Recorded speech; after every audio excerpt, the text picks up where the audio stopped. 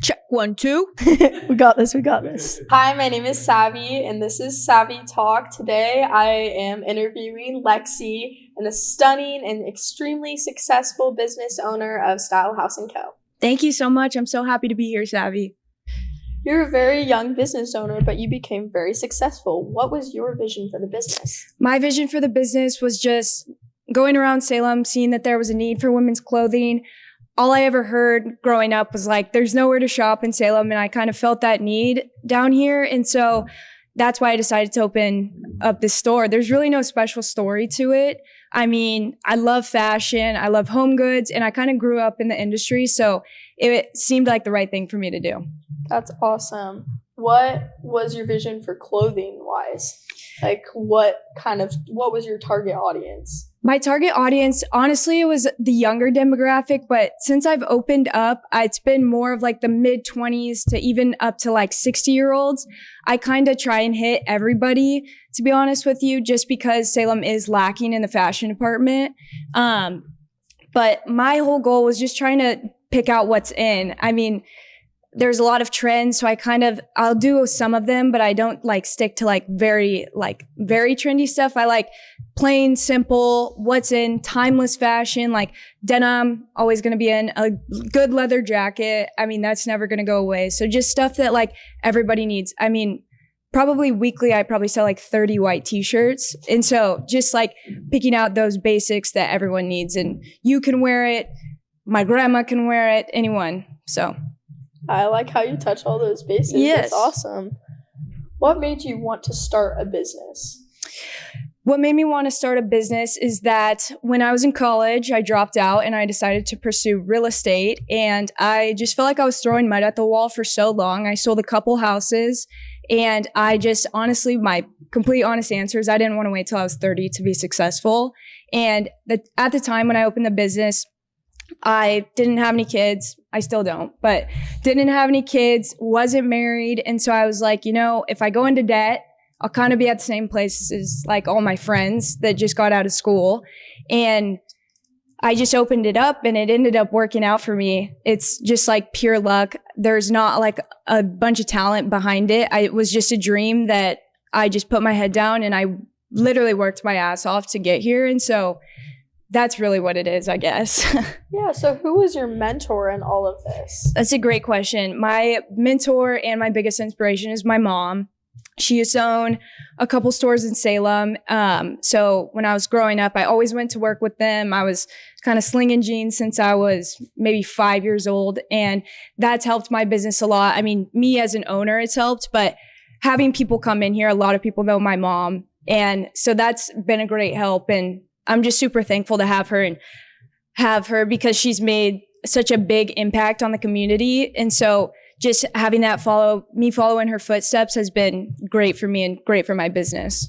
I love that. And having your mom be the huge success factor, she started her own business and she kind of helped you like lend a hand around here. I think that's a really amazing model. Oh, for sure. I absolutely couldn't have done anything without her. I mean, she basically showed me how to fly out to LA, Vegas, go to markets, meet with vendors, how to basically just get shit done. She showed me how to hook up my Square system, how to even fold clothes, because I was folding them like regular laundry. There's a technique to it now, and how all the racks in the store have to be in a certain place, and there has to be a certain amount of clothes on them that are certain colors to make the rack look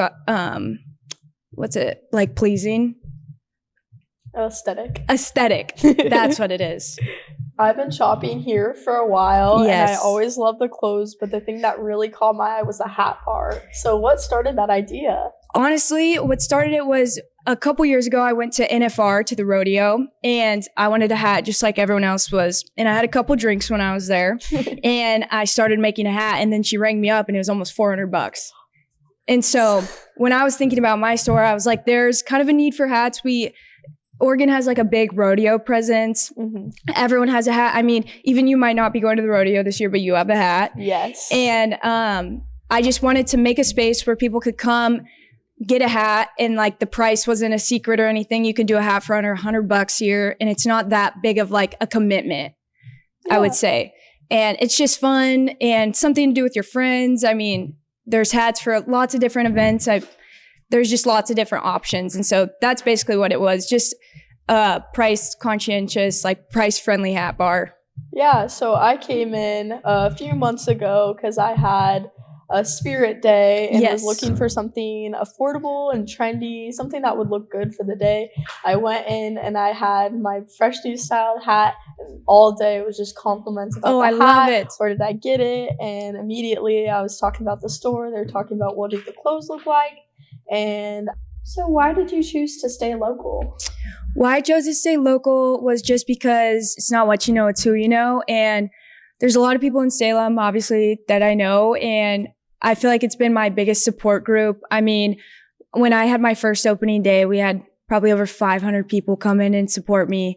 And it has just been like the most like heartwarming thing to see who comes out of the woodworks to come and support. And so I just couldn't imagine opening it in a city where I don't know people, just because when I come to work every day, I'm so stoked to see all the people. I have gotten to know my customers so well, and even people from high school that have came in that I've rekindled relationships with. I mean, I just couldn't imagine being anywhere but Salem. I love the support and community drive you have, but what is something that you struggle with staying local? That's a great question, Savvy. Something that I struggle with staying local is the homeless population downtown. I do feel bad for them, but I struggle every day when I get to work an hour early and I have to kick someone out of my door sleeping. And it's something that I just fear a lot. And so recently we've just had some run-ins with people and I've been having to keep my door locked and let people in, just for safety. And it's happened with my employees. And so I would say that is my biggest struggle down here. And it's something I take home with me as well, because if I'm not here, I'm getting calls about it.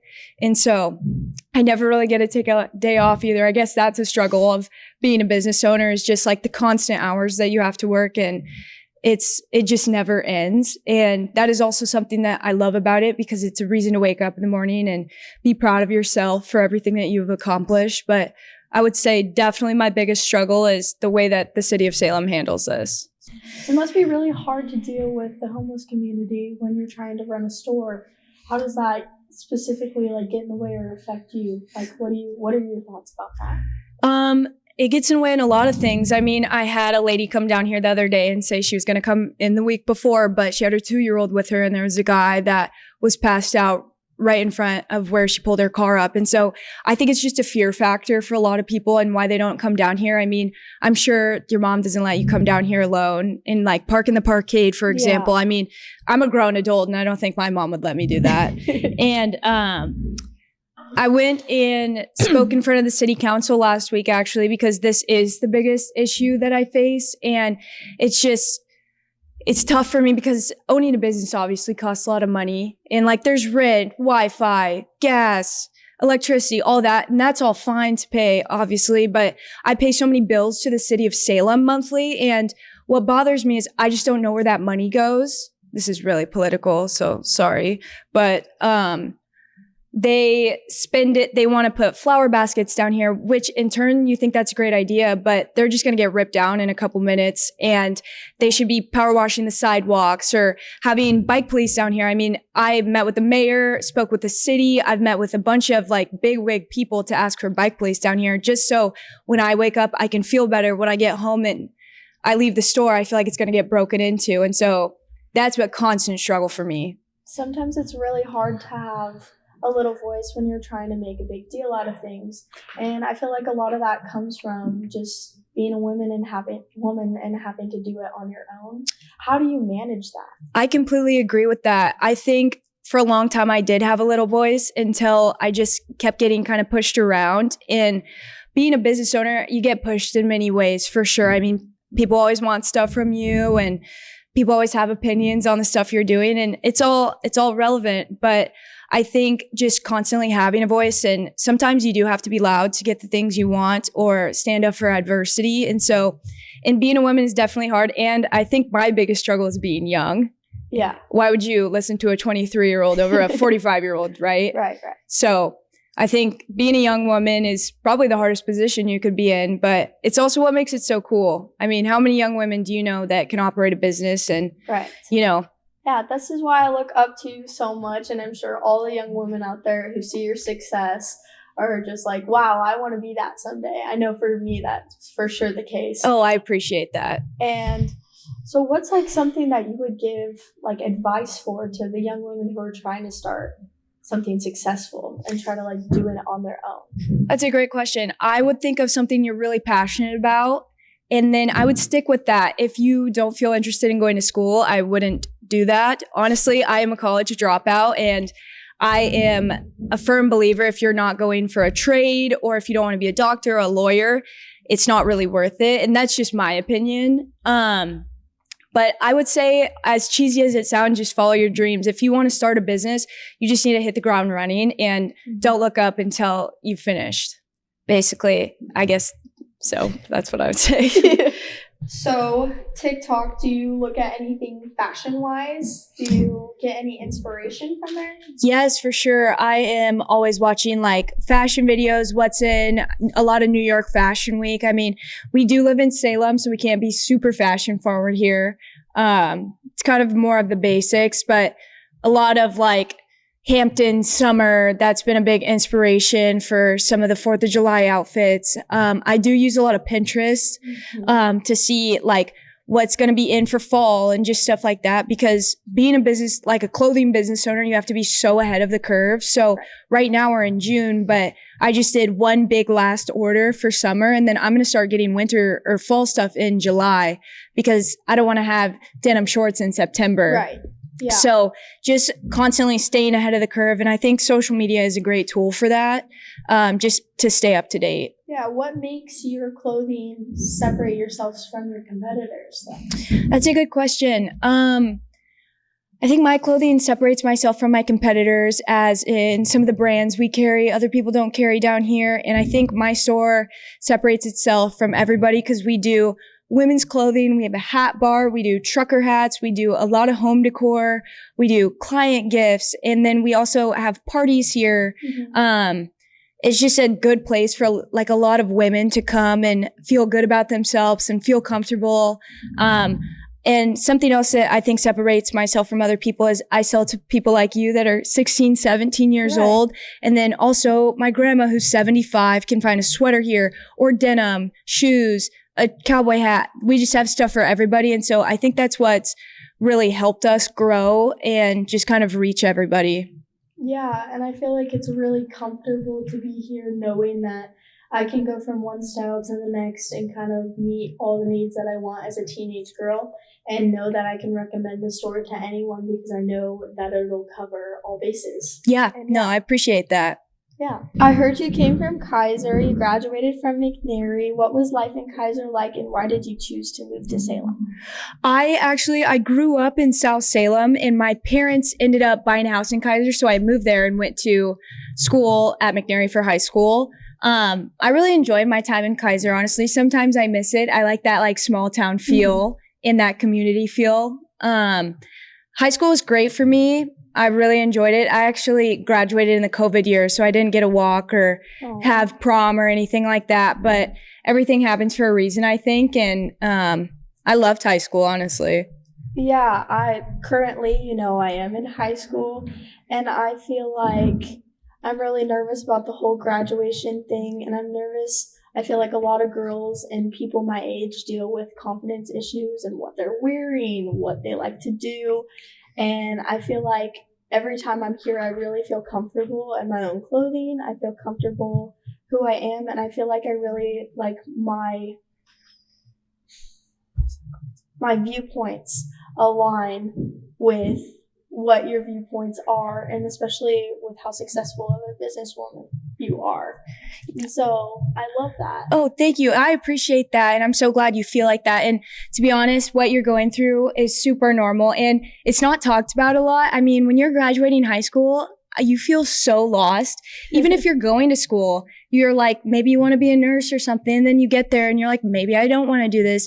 It's something that I feel for people in their young 20s and even mid 20s, because maybe you go to school and get a degree and it's something you don't want to do. And my biggest advice for you is just honestly follow your heart. And if you want to switch majors, life's too short. You should. And if you want to open up a business, life's too short and you absolutely should. And something that helps with confidence is, I'll give you a little trick. I used to struggle a lot with self-confidence. And I started waking up every day and looking in the mirror and telling myself how much I love myself and how good looking I was, even though I didn't believe it.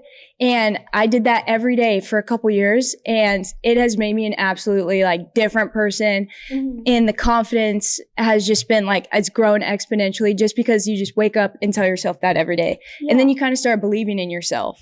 Right. I love that. And I really strive to be more confident. So I feel like with my generation having so much social media presence and all that stuff kind of knocks that down sometimes.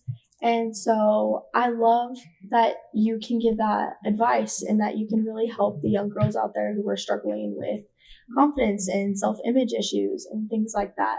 And I think it's really amazing to see someone so successful as a woman in this generation. Yeah, thank you. I appreciate that. And just to bounce off your social media, I mean, how could you not feel self-conscious when there's Instagram models and all of that and beyond? And so another thing too that has helped me is setting like time limits on social media. And I mean, it's a little different for me now because when I go on social media, it's for work. And so I don't really like it that much because it's just like a chore to me. But when I was your age, I used to have to set timers so I would get off of it. And then I just kind of grew into only going on it when I had to post. And that's something that has really helped me out too, because I don't know what person A is doing or person B, and I'm just worried about kind of what I'm doing. And so that's something that's really helped me too. Something I need to work on is getting off TikTok for sure. It's what puts me to bed at night. You talked about a little bit of an addiction to TikTok. I feel like we can all relate. Yes. What are some funny videos you've seen recently? Oh man. Gosh, that's a good question. Funny videos. Oh, I can't even think of any. I like sad videos on TikTok. Like the ones when like a puppy gets adopted, I cried. Those are kind of like my TikToks that I like. I also love like organization TikToks. Me too. It's very niche. I like when they catch people that have stolen from a store. I love that. Like some cop videos. That's a big on my TikTok. And I can't believe I'm going to mention this, but I do watch a little bit of pimple popping. Oh, yeah, me too. So. Guilty pleasure. It is. It totally like puts me to bed. My mom got me into it. I'm not going to lie. Yeah. Earlier we talked about how your mom was a help to you and how she really showed you the ways of starting a business. But how did she instill financial responsibility in you when you were young? That's a great question. Since I was young, I always had to have a job, and there was always goals set for me. If I wanted a car, I had to have a job to pay for all the insurance, all the gas, everything along those lines. When I was younger, they used to make me do chores and pay me like cents or quarters to get anything I wanted. And something my mom always taught me is that you have to work hard for everything you have, and it's not about what you make, it's about what you spend. And so from an early age, I always saved every dollar I had. And something that has helped me is I don't have student loans because I only went to school for like 2 terms. So I had like $3,000 that I had to pay versus like 100. And I think that is what really set me up for success in my line of work, just because opening a business can cost you hundreds of thousands of dollars. And so something else that has helped me is I always had side hustles. Before I opened the store, I was a transaction coordinator at a real estate office, which I also still do real estate as while I own the business. I sold a couple houses this year owning the store as well.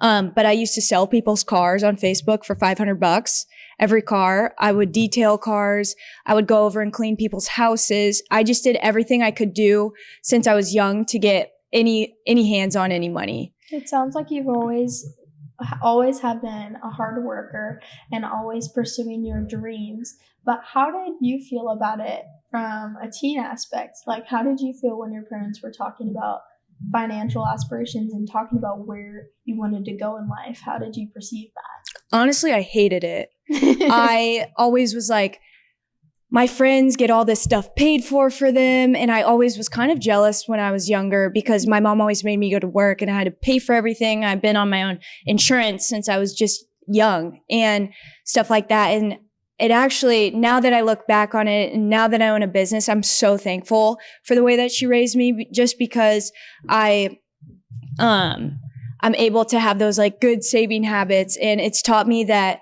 there's so many bills that you have to pay. Like when I was a freshman in college, I think I had $1,700 a month of just bills that I could not control. That wasn't including school. It was rent, car insurance, electricity, phone bill. And then I ended up going on my own health insurance. I mean, there's just so many bills that are uncontrollable. Obviously, I don't even remember what your question was, but, Who's your like teen view? Oh, my teen view. Yeah. I always didn't like talking about money when I was growing up. And it kind of always bothered me that it was just like, you shouldn't be doing this. You have to be doing that. And I just always felt like it was really structured. But now I'm super, super thankful for that. So. Yeah. I'm glad that my mom instilled some of those values in me too. And sometimes we may not see eye to eye on everything because I'm a teenager. Yes. But I feel like in the end, I always thank her, because when I do listen to her, I do get the things that I would have wanted out of it. And I think it's really taught me. And I feel like seeing how you've grown up and seeing you follow things with your mom is just so inspiring and makes me want to do the same. Yes, absolutely. And just to follow up with that, it's funny. I'm not even that much older than you, but maybe just a little bit, but, just looking back and realizing I was in your position, right? Obviously. And I wasn't even saying that nice of things about my mom because I just didn't understand it. And so you're way ahead of your time already. And you'll sit back and when you're my age and you'll be like, wow, she actually is the GOAT. And she did teach me so much. And all those hard lessons and all those times you had to clean your room before you went to your friend's house, it paid off because now you're in college and you're the clean roommate. I mean, there's just so many life lessons that moms instill in us that I think everyone should be grateful for. Right. I'm glad I have the preparation before I'm set off on my own. Yep. And yeah, I'm really happy that I have that structure. And I hope that everyone my age can have a certain... Should I wait until that noise is gone? Okay.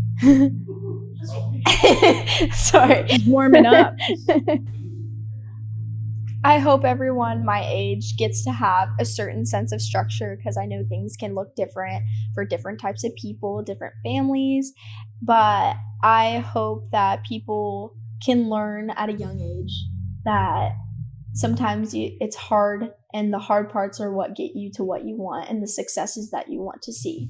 And I think that's a great example, is sometimes as a teen, it can be hard to listen to people about things, because sometimes I like to act like I know everything, but it's really great to have the structure and understanding the financial aspects that I might not understand at this young of an age. So that way I'm kind of set for college and set for a new way of life when I go out and journey things on my own. I love having my mom behind me, and yeah, pretty much.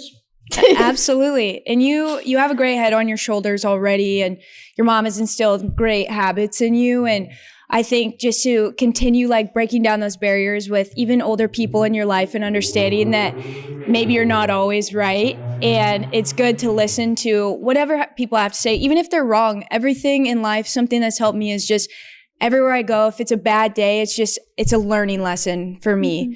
And there's a lot of days that I have are bad, right? But right. I mean, there's some stuff that I'll order for the store and it doesn't sell, or that's like a surface level topic, but it's all a learning point.